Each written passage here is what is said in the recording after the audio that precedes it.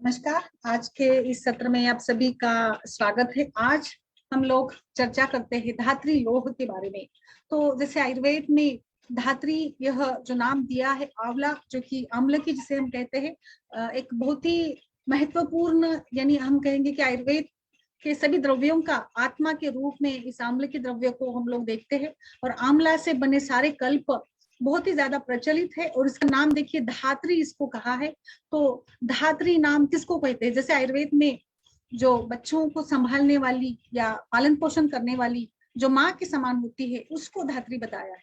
तो यह आंवला आयुर्वेद में धात्री के नाम से जाना जाता है। वैसे तो आंवला या अमलकी को बहुत सारे पर्याय है, उस सभी को थोड़ा सा आज हम लोग इसी सत्र में, गायनिक लेक्चर सीरीज के सत्र में आप भी इसका हिस्सा बन सकते हैं। आप भी हमारे इस एक्टिविटी में शामिल हो सकते हैं। इसके लिए आप संपर्क कर सकते हैं 9401037937 पर, और वहां पर आकर आप भी हमारे इस सत्र का हिस्सा बन सकते हैं। और डायरेक्ट आप सवाल जवाब या अलग अलग लेक्चर सीरीज या आप संभाषा में भी शामिल हो सकते हैं।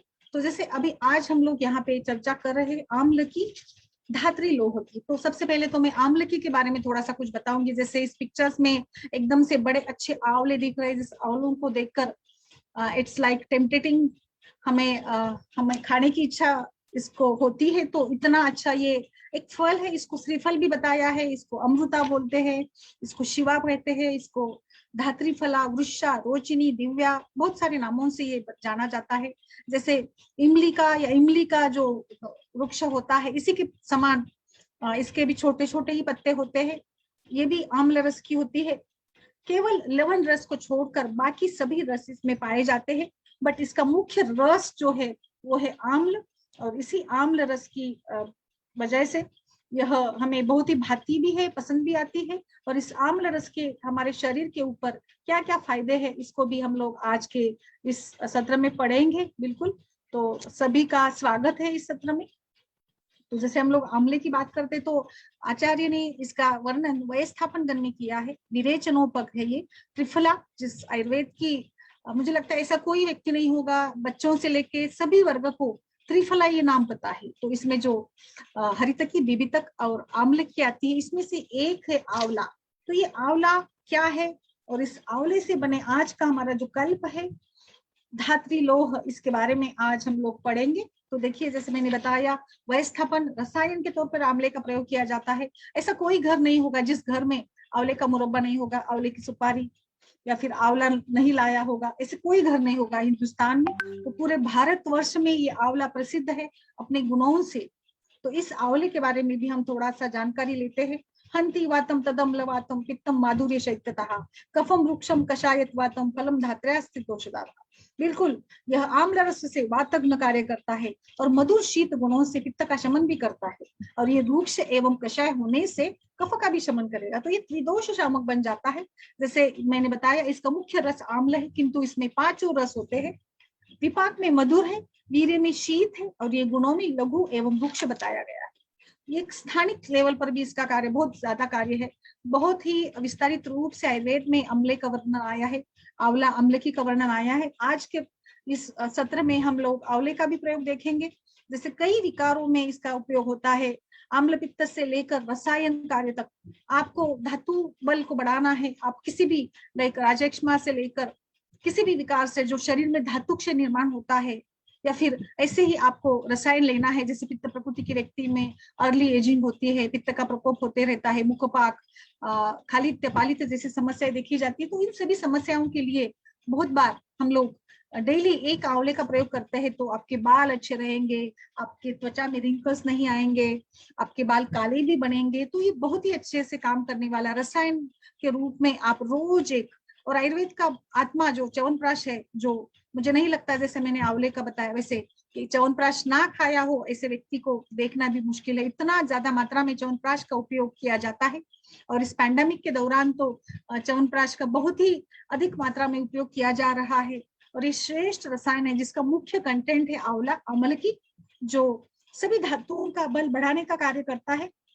तो मुझे लगता है आज आंवले का सत्र जो है बहुत ही उपयुक्त होगा। वैसे हम लोग जानते ही आंवला कहाँ कहाँ पे किस प्रकार से खाना है, जैसे आंवले का मुरब्बा हो, या फिर आप आंवला भी खा सकते हैं डेली, इसके साथ आप शक्कर खाएंगे तो भी बहुत अच्छे से काम करेगा।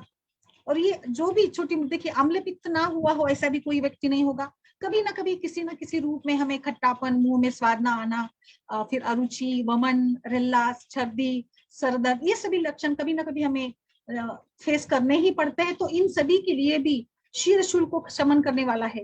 तो जो लोग पित्त प्रकृति वाले हैं, जिनको हमेशा से अम्ल पित्त की शिकायत है, सर में दर्द है, अपचन होता है, खट्टे गैस डकार बनते हैं, तो इसमें भी हम लोग डेली एक आप आंवले का मुरब्बा बनाकर रखिए, जिसमें शुगर होती है तो पित्त का शमन होगा, शीर शूल नहीं होगा, रसायन का कार्य होगा। तो एक आंवला खाने से भी आपको कभी भी आपको मलावष्टम्भी की भी शिकायत नहीं होगी। जैसे कि इसके गुण हम लोग देख रहे हैं, तो ये काफी सारे नर्वस सिस्टम के विकारों में भी, ज्वर में भी बहुत अच्छा काम करता है, क्योंकि ये शीत वर्ग है। और ज्वर में संप्राप्ति देखेंगे तो जैसे ऊष्मा बढ़ता है, और ये ऊष्मा हमारे स्रोतों के अभ्यंतर जाकर पित्तों को प्रकोपित कर देता है।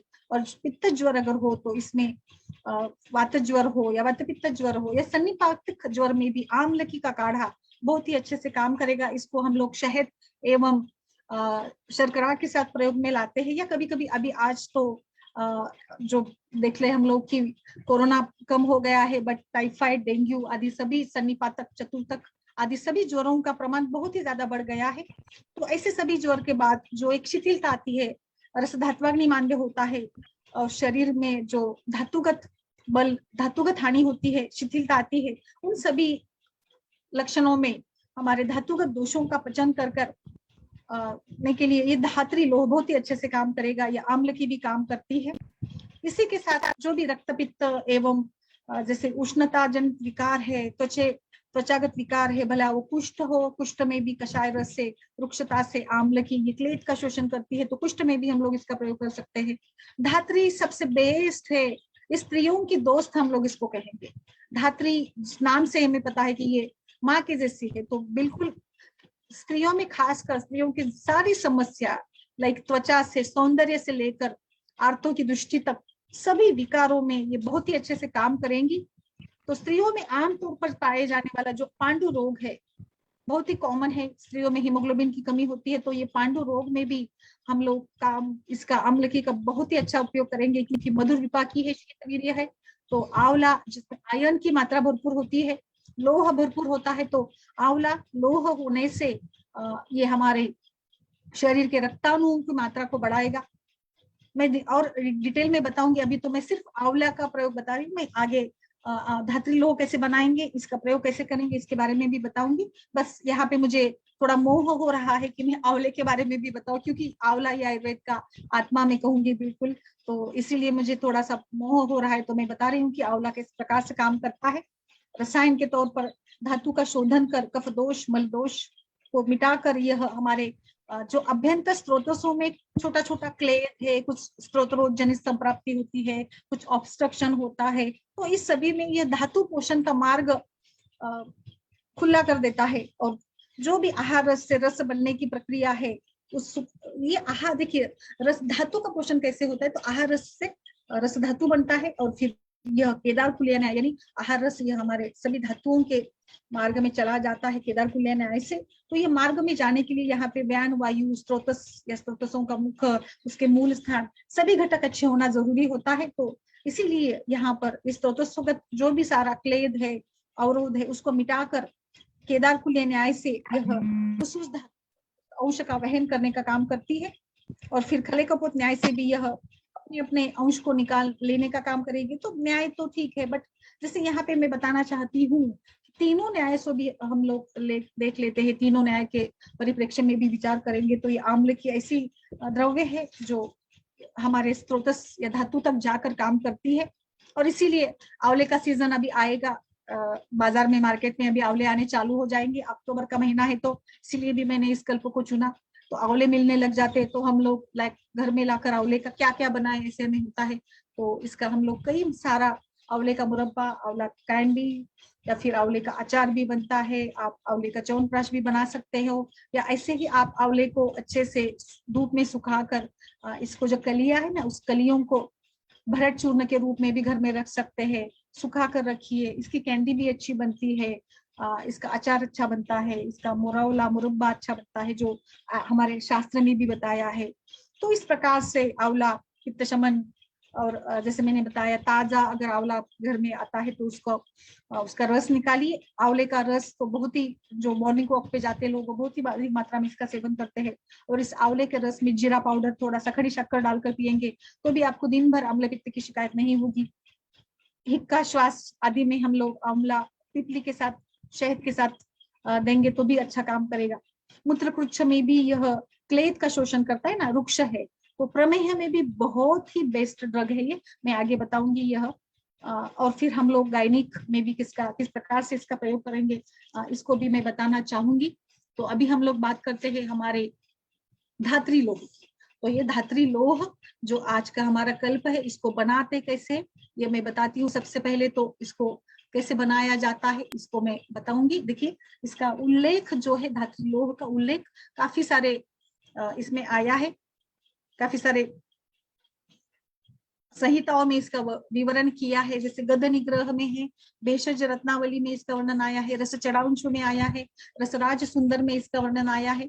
तो यह धात्री लोह बनाने का तरीका क्या है, इसको हमारे भेषज रत्नावली कार में पांडु रोगाधिकार में इसका वर्णन किया है। तो पांडु रोगाधिकार में इसको हम लोग देख पाते हैं। पांडु रोग अधिकार में ये धात्री लोह आया है।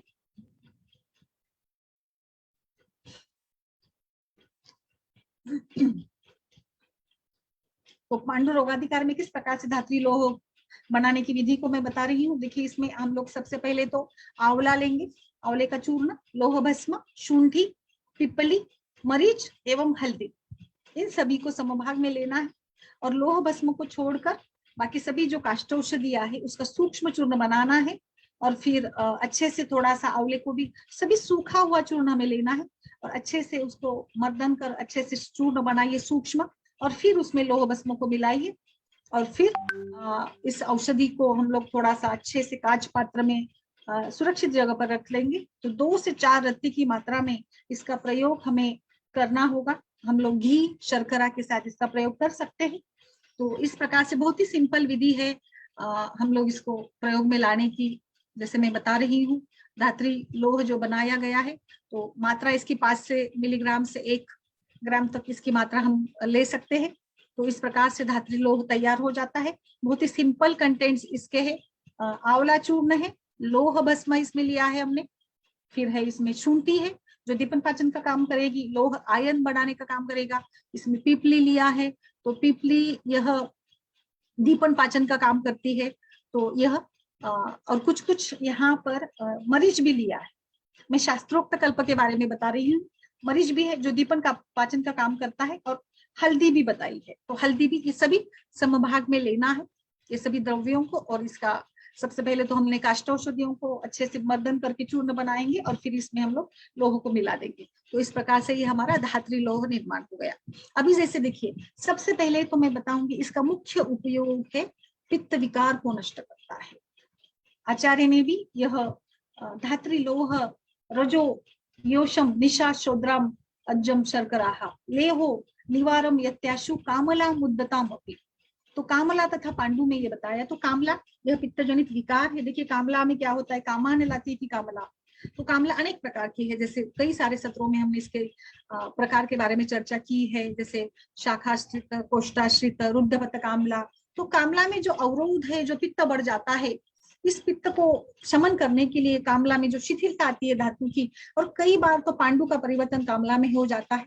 तो ये धात्री या एवं इसके जो कंटेंट्स है ये हमारे पित्त का शमन करेंगे, और जो कामला की संप्राप्ति भंग करने में मदद करेंगे। कामला में यह रक्त धातु की भी दृष्टि होती है। तो रक्तगत पित्त, देखिए पित्त और रक्त का आश्रय से संबंध है, तो यहाँ पे रक्त का शमन होगा तो पित्त का भी शमन होगा। और इसीलिए कामला में बहुत अच्छे से ये काम करेगी। मधुर विपाकी है, शीतवीर्य है, रक्त पोषण कर कर अच्छे भाग का निर्माण होगा। और इसीलिए कामला पीड़ित रुग्ण में हम लोग आमलकी का प्रयोग करेंगे तो बहुत ही अच्छे से परिणाम मिलते हैं।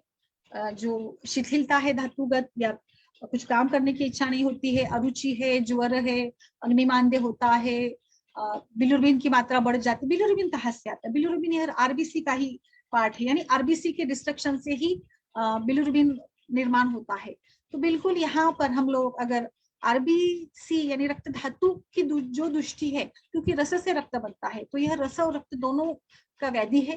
तो रस धातु अच्छा बनेगा तो रक्त धातु अच्छा बनेगा, तो रक्त धातु अच्छा बनेगा तो लाइक जैसे कामला मैंने बताया कि शाखाश्रित कोष्ठाश्रित, एक इसमें बहुत ज्यादा मात्रा में पित्त बढ़ जाता है और अधिक मात्रा में पित्त कोष्ठ में आने लगता है, तो वहां पर बहुपित्ता कामला बनती है। और कई बार तो आंतड़ों में पित्त आता ही नहीं है, तो हमारा मल मूत्र एवं सभी शरीर भाव जो है उसमें तिल पिष्टवत बताया, यानी इसको रंग ही नहीं आता है, तो जो स्त्रोतरोध होता है। तो इन सभी कंडीशंस में ये धात्री लोह काम करता है।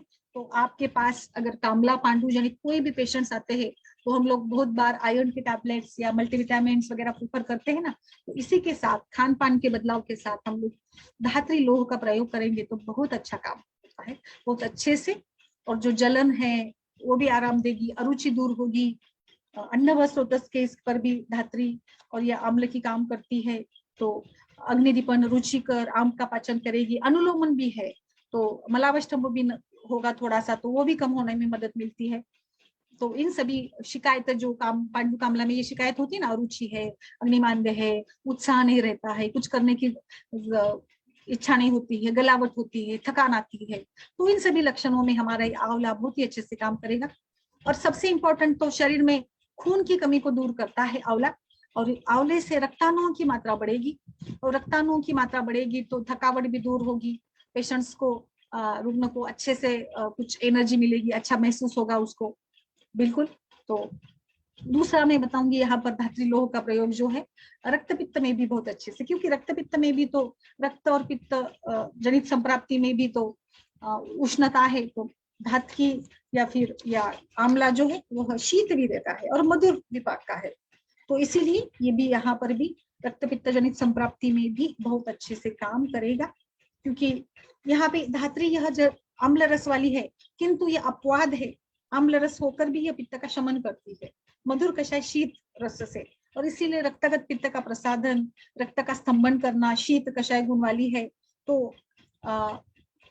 ऊर्ध्वक रक्त पित्त में अगर विरेचन हम लोग करते हैं तो विरेचन कर कर दोषों की जो गति है, विरुद्ध गति है, उसको कम करने के लिए भी हम लोग इसका प्रयोग कर सकते हैं।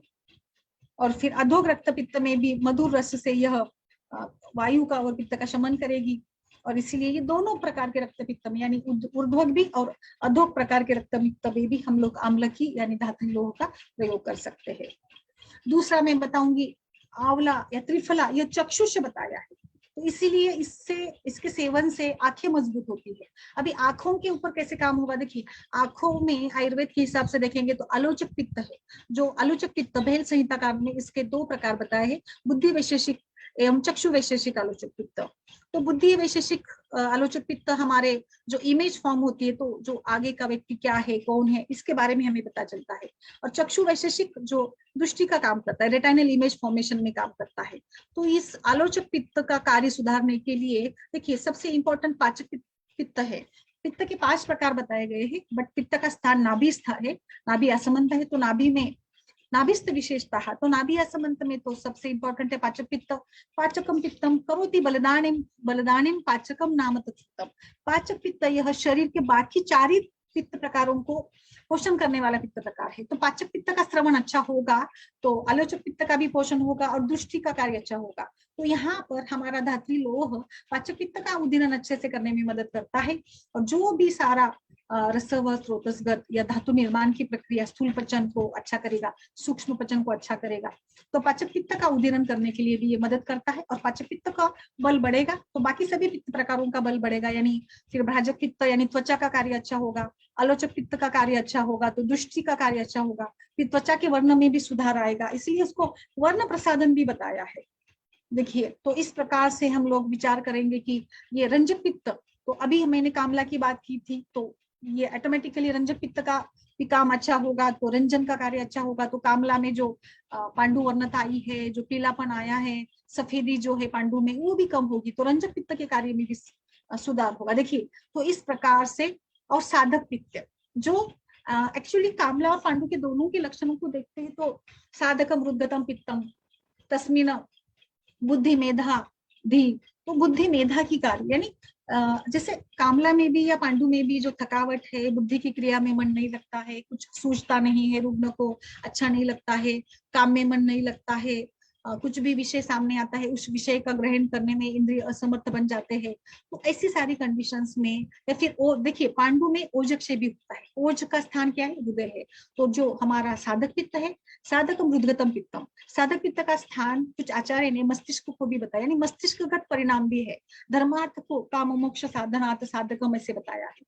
तो इस प्रकार से हम देखिए किस लेवल तक हम लोग ऐसे कल्पों को सोच सकते हैं, इतने लेवल पर तक जाकर हम इसको सुनेंगे या सोचेंगे। तो देखिए अभी हमारा ये कल्प या लोह धात्री किस प्रकार से पित्त के ऊपर काम कर कर पाचक पित्तों को सुधार कर बाकी सारे 4 प्रकार के पित्तों में भी ये लाभदायक किस प्रकार से, देखिए मैंने रंजक पित्त का बताया, यानी यकृत का कार्य सुधार होगा तो पांडु कामला काम करेगा। फिर आलोचक पित्त जो दृष्टि के काम में मदद करेगा। फिर साधक पित्त यानी ओज की मात्रा बढ़ाएगा तो थकावट, गलावट, बुद्धि क्रिया में मंदता, ये भी सभी लक्षण मंद होंगे। और फिर भ्राजक पित्त का भी कार्य सुधार देगा तो त्वचागत रक्त प्रसादन, रस प्रसादन कार्य होगा, त्वचागत विकारों में भी ये बहुत अच्छे से काम करेगा। इसलिए वर्ण सुधारण या रक्त का प्रसादन, वर्ण कार्य भ्राजक पित्त करेगा। तो इस प्रकार से हम लोग 5 पित्तों के कार्य में आम्ला या धात्री लोह कैसे काम करता है ये मैंने बताया। अभी थोड़ा और हम लोग इसमें ऐड करेंगे। जैसे देखिए इसमें लोह है, लोह यानी आयन। तो आयन क्या काम करता है, आयन को स्त्री और पुरुषों में तुलना में देखेंगे तो there is a much loss in the females. Ion ज्यादा लॉस होता है मेंस्ट्रुएशन साइकिल के दौरान, आयन का अधिक मात्रा में स्त्रियों में लॉस होता है, हर महीने में आयन लॉस होता है। तो इसीलिए आयन की डिफिशियंसी भी अधिकतर स्त्रियों में पाई जाती है, इसीलिए हमें स्त्रियों में ज्यादातर हीमोग्लोबिन की मात्रा कम होने लगती है। तो देखिए इसमें आंवला भी है जो विटामिन सी है, और लोह भी है, आयरन भी है। तो ये इसीलिए विटामिन सी और आयरन का रोल है हीमोग्लोबिन में। तो इरेथ्रोपोएसिस की प्रोसेस या इरेथ्रोपोएसिस में जो स्टेम सेल से मैच्योर रेड सेल बनता है या सेल्स बनते हैं, दोनों भी तीनों भी प्रकार के, not only haemoglobin but like WBCs या प्लेटलेट्स हो, तो इन तीनों में मतलब जो भी सेल फॉर्मेशन की प्रक्रिया है, इन तीनों प्रकार के सेल फॉर्मेशन में हमें जो रिक्वायरमेंट है, विटामिन की रिक्वायरमेंट है, इसमें विटामिन सी इज इम्पोर्टेंट। तो जैसे सेलुलर लेवल पर माइटोसिस मियोसिस को लेना, आयन तो कितना अच्छे से काम करता है। आयन मेटाबॉलिज्म हम लोग देखेंगे तो सभी प्रकार के मेटाबॉलिज्म के लिए आयन की जरूरत होती है। तो इस कल्प में दोनों औषधियां हैं हमारे रक्तव स्रोतस के ऊपर, या आप आधुनिक परिप्रेक्ष्य में भी हीमोग्लोबिन या ब्लड के ऊपर काम करने वाले कंटेंट्स में बताए गए हैं। तो इसीलिए ये बहुत ही अच्छा कल्प है जो हीमोग्लोबिन के ऊपर काम करता है, हीमोग्लोबिन की मात्रा बढ़ाकर यह हमारे मतलब हीमोग्लोबिन की मात्रा के साथ साथ हमारे रक्त की धातु की जो एक शिथिलता है उसको भी कम करता है, और रक्त का प्रसादन भी काम करता है। तो इसीलिए हम लोग धात्री लोह को एक भोजन के आधा घंटे पहले लेंगे तो पित्त की उग्रता एवं वातकों का भी शमन होगा, और फिर भोजन के बीच में लेने पर मलावरोध दूर होगा, और फिर आहार में जो एक प्रकार की अपचन जलन है उसकी भी उत्पत्ति नहीं होगा, और फिर भोजन के अंत में सेवन करने पर उदरशूल परिणाम शूल, देखिए अभी इसको हम लोग कब खाते हैं इसके अनुसार भी इसका उपयोग होगा। पहले खाते हैं तो अमाशय में पित्त की जो एक प्रकार की तीक्ष्णता है उसको कम होगा, पित्त का शमन होगा और वात का भी शमन होगा। भोजन के बीच में खाते हैं तो अन्न में पचन में सुधार आकर अन्न गीला बन जाएगा, और फिर कब्ज या फिर जलन होती है ना, खाना खाने के बाद बहुत बार खाने में तीखा खट्टा अधिक होता है तो जलन होने लगती है, तो ये भी कम होगी क्योंकि इसमें हल्दी भी है, इसमें शुंठी भी है आप पचन करने वाली। और अगर आप खाने के अंत में खाते हो तो परिणाम शूल, परिणाम अन्न द्रव्य शूल एवं परिणाम शूल, तो परिणाम शूल यानी जो उदर शूल है तो इसमें भी इसका लाभ होगा। तो इस प्रकार से क्योंकि ये बहुत कॉमन समस्या है, इस पैंडेमिक के दौरान हमने अभी पेंडेमिक कम हो गया है, बट बीच बीच में ऐसा था कि होम डिलीवरी थी, तो हम लोग स्विगी जोमेटो से बहुत सारा कुछ मंगाते थे बच्चों को, या फिर सैटरडे संडे तो घर में खाना ही नहीं बनता है तो कुछ कुछ मंगा लिया, खा लिया। आजकल की तो आहार की तो समस्या इतनी बन गई है कि कोई सिंपल खाना ही नहीं खाना चाहता, सभी को ऐसे ही फैंसी फूड आइटम्स पसंद है, और इससे हमें ये सभी बीमारियां लग जाती है, अपचन है, जलन है, खट्टे डकार, गैस, सार्किट विवेचन अच्छे नहीं होता है, और फिर अलग अलग शिकायतें होने लगती है, हमें ध्यान में भी नहीं आता कब हम अम्ल पित्त का शिकार होते हैं। तो इसमें हम लोग धात्री लोह का घी के साथ या शहद के साथ या मिश्री के साथ सेवन करते हैं तो बहुत ही अच्छे परिणाम मिलते हैं। बिल्कुल आप इसका प्रयोग कीजिए, बहुत अच्छा रिजल्ट मिलेगा। खासकर महिलाओं के लिए ये वरदान के रूप में है, क्योंकि महिलाओं में एनीमिया बहुत होता है। एनीमिया क्यों होता है? तो लोह की रिक्वायरमेंट, देखिए लोह, देखिए कहाँ पर भी हम लोग जब बात करते हैं ना, तो मतलब गेन एंड लॉस को देखेंगे तो गेन कम होता है महिलाओं में, आयरन, क्योंकि आयरन कंटेंट्स देखिए जैसे मूंगफली है या गुड़ में बहुत अच्छी मात्रा में आयरन होता है, तो इसका सेवन हमें करना चाहिए प्रॉपर, जिसमें कंटेंट्स है, जिस आहार में ये है उसका सेवन करेंगे तो ही आयरन का लॉस भर पाता है। इसीलिए खजूर में भी है आयरन भरपूर मात्रा में। तो ऐसे आहार अगर हमारा हो तो आयरन की कमी नहीं होती है, बट लॉस भी है पुरुषों की तुलना में।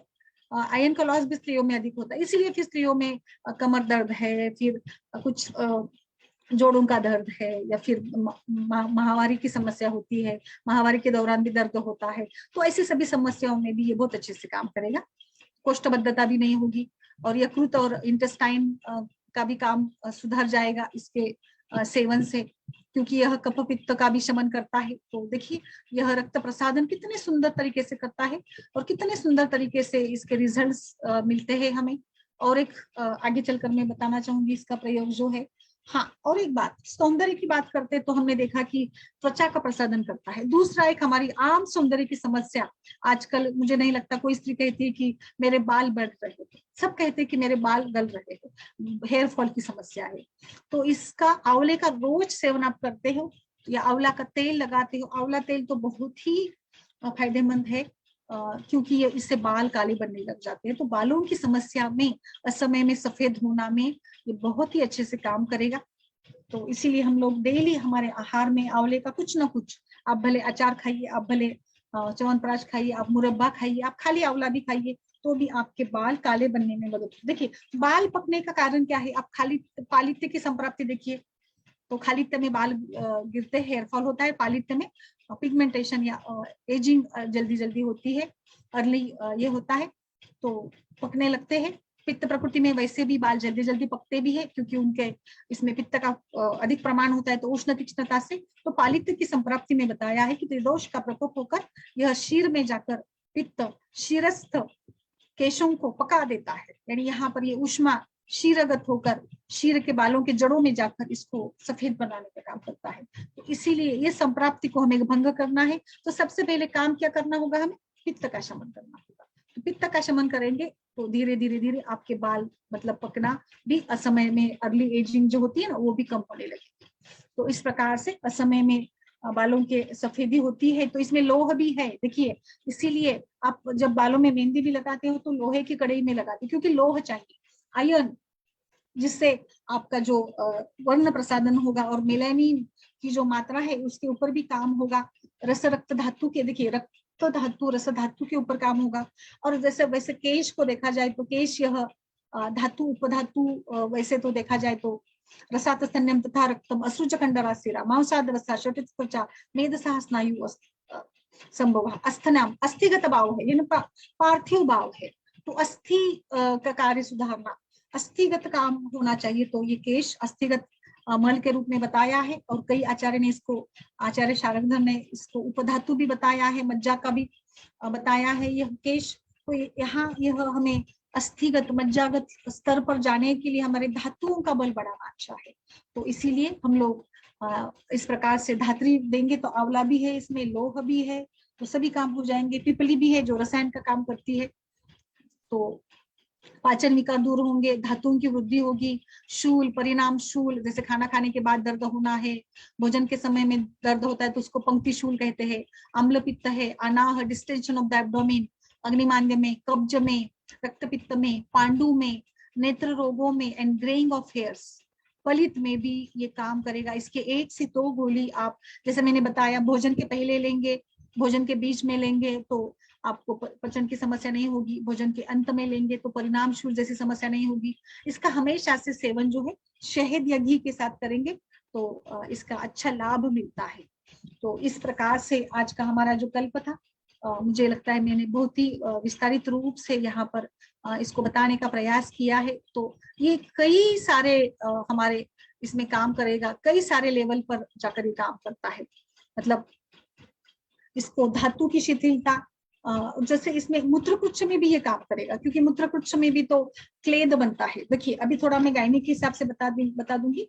तो अभी ये शुक्रवर्धन है, मधुर रस होने से शुक्रवर्धन है। तो जब भी कुछ इनफर्टिलिटी के केसेस आते हैं तो हम लोग लाइक सुवर्ण युक्त च्यवनप्राश, मकर ध्वज युक्त वगैरह निर्देश करते हैं। तो ये अच्छा ही है क्योंकि यह मधुर रस होने से शुक्रवर्धन होगा। प्रजास्थापन भी काम करता है और इसलिए इसका वृक्ष के रूप में उपयोग किया जाता है। और हम लोग सिंपली आम्लकी को चूर्ण का भी मध और शहद के साथ उपयोग कर सकते हैं। धात्री यह गर्भाशय का दुर्बलता कम कर प्रजास्थापन का काम करते हैं। इसीलिए आप इनफर्टिलिटी के केसेस में किसी भी रूप में आप आंवला मुरब्बा बताइए, च्यवनप्राश बताइए, धात्री लोह बताइए, क्योंकि यह धातु का शोधन कर आम्लकी यह कफदोष या मल उत्सर्जन करती है और धातु पोषण अच्छा होता है। और फिर रसायन, देखिए रसायन का काम होने के लिए हमारे स्रोतस खुले होने चाहिए, व्यान वायु अच्छा होना चाहिए। तो स्रोतस खुले यानी वहां पे क्लेद मेद संचय ना हो, तो ये क्लेद का संचय ना हो, इसीलिए हम लोग यहाँ पे ये आम्लकी का प्रयोग करेंगे। अभी और थोड़ा मैं बताऊंगी प्रदर में श्वेत और रक्त प्रदर आज की कॉमन समस्या है। तो ये आम्ले की रूक्ष है, कषाय रसात्मक है। तो ये क्लेद एवं पस का पूय का नाश करता है और इसीलिए जो भी गर्भाशय के मुख के ऊपर सर्विटाइटिस या फिर वजाइनाइटिस के रूप में जो भी क्लेद अधिक बनना, देखिए ये जो प्रदर रोग है ना, श्वेत प्रदर, यह कफ है, कफ जनित व्याधि है। कफ दृष्टि है तो क्लेद अधिक बनता है, तो अधिक मात्रा में सिक्रेशंस होते हैं और कभी कभी इसमें पस भी बढ़ता है, कभी कभी दुर्गंध भी आने लगती है गर्भाशय में, मुख में ऊपर। तो ऐसे श्वेत स्राव में हम लोग धात्री के काढ़े का उत्तर बस्ती भी दे सकते हैं और फिर इंटरनली हम लोग धात्री लोह का प्रयोग करेंगे तो भी अच्छा काम होगा। और यहाँ पे जो व्रण बना है गर्भाशय मुख में, सर्विटाइटिस है, तो इसमें भी जैसे ये व्रण रोपक है तो योनिदाह या रक्तज योनि रोग में भी, योनि व्यापत में भी, रक्तज पित्तज योनि व्यापत में भी हम लोग आम्लकी का स्वरस खड़ी शक्कर के साथ देते हैं, तो इसका बहुत अच्छा फायदा मिलता है। तो इस प्रकार से मुझे लगता है कि प्रदर रोग में भी आप धात्री लोह को दीजिए। और एक बताना चाहूंगी मैं, प्रमेह रोग में भी कई बार लाइक जुवेनिल डायबिटीज है या जेस्टेशनल डायबिटीज है, गर्भिणी अवस्था में भी प्रमेह होता है। तो वहां पर भी देखिए प्रमेह यह धातु शिथिल जनित व्याधि है।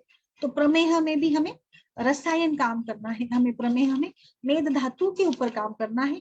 तो इस मेद धातु जनित संप्राप्ति के लिए प्रमेह में क्लेद अधिक बनता है, क्लेद अधिक बनने से मूत्र अधिक निर्माण होता है, घाम अधिक आता है, स्वेद स्रोतसों का अवरोध होता है। तो इस सभी में कफ की जनित भले ही प्रमेह त्रिदोष जनित व्याधि बताया है, बट मुख्य रूप से तो कफ दृष्टि होती है। और कफ में, और कफ के साथ साथ कफ के जो आश्रयशी धातु है, लाइक मांस है, मेद है, रस है, इन सभी धातुओं में भी तो शिथिलता आती है। इसीलिए प्रमेह यह ज्यादा दोष दृश्य वाला व्याधि बताया है। तो इस प्रमेह में भी मूत्र की जो विदग्धता है, अविलता है, गढ़ुलता है, तो इसमें क्लेद का भी शमन करने के लिए भी हम लोग इसका उपयोग करेंगे तो बहुत ही अच्छे परिणाम हमें मिल जाते हैं। तो इस प्रकार से प्रमेह में भी हम लोग धात्री लोह का उपयोग करेंगे तो बहुत अच्छा इसका फायदा मिलता है। तो मुझे लगता है कि आज हमने धात्री लोह का एक व्यापक रूप में इसके उपयोग मैंने यहाँ पर आपको बताने का प्रयास किया है। यस डॉक्टर कृति, अभी दर्शक हमारे जो भी देख रहे हैं उनके हिसाब से किसी को कुछ प्रश्न है डॉक्टर प्रीति तो बताइए। सभी का आभार जो भी लोग देख रहे हैं। Doctor Sunil ji, doctor question तो नहीं है, लेकिन धात्री लौह को जनरली हम एनीमिया, पांडुकामला और वीकनेस में ही यूज करते थे। आज ये लेक्चर सुन के लगा कि नहीं, और भी जगह हैं जहाँ पे बहुत सारे यूज उपयोग करना है, चाहिए। जी बहुत जी सारे इसके फायदे हैं। यस यस, बहुत सारे हैं। आप अम्ल पित्त में दीजिए, परिणाम शूल में। देखिए इसके ना, इसमें दो है, मुख्य दो कंटेंट है, एक तो आंवला है और लौंग है, तो दोनों भी बेस्ट है। तो एनीमिया में भी, या फिर मूत्रपुच्छ में, प्रमेह में, मतलब बाल पकना, अर्ली एजिंग है, रक्त पित्त जनित संप्राप्ति है, तो सभी संप्राप्तियों में बहुत अच्छा ड्रामेटिक रिजल्ट ये देगा धात्री लौंग, बहुत ही अच्छा। यस मैम, बताइए। Yes ma'am. मैम ये अनुपान क्या हर इसमें इसका अनुपान चेंज करके देना पड़ेगा हर? नहीं, हम लोग ना अभी देखिए, जैसे तीनों में तो जी घी जी तो सभी में चलेगा, घी सभी जी में जी जी चलेगा, और शहद भी सभी में चलेगा। हाँ भी सभी जी जी हाँ, तो लगातार सेवन कराइए। मतलब कम से कम 3 महीने तक सेवन करेंगे तो मुझे लगता है बहुत अच्छा रिजल्ट मिलेगा इसका। मतलब जी आंखों जी की समस्या, बालों की समस्या, सभी इसमें इसका उपयोग बहुत अच्छे से होगा। इस सभी में सोचिए आप, ना केवल इसमें, सभी में सोचिए। जी ठीक है, जी मैम।